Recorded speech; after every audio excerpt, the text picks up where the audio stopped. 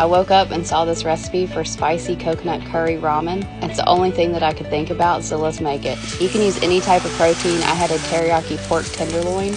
You're going to want to sear all 6 sides of it in a pan over medium-high heat with some vegetable oil, canola oil, whatever. Searing it will help the pork stay juicy in the crock pot. And next I chopped up 2 shallots and sauteed it in that yummy oil that's flavored with the pork.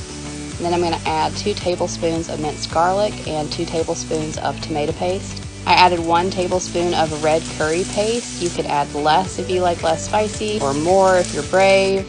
I added a tablespoon of minced ginger, and then I added 2 cans of coconut milk. It only said to add 1, but I really like coconut milk.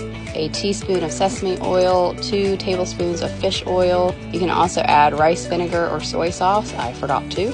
And then I added about 2 cups of vegetable broth and poured that over the pork. I cooked it for 4 hours, and about an hour before it was done, I added a package of mushrooms. I pulled the pork out of the crock pot and shredded it using this handy dandy tool.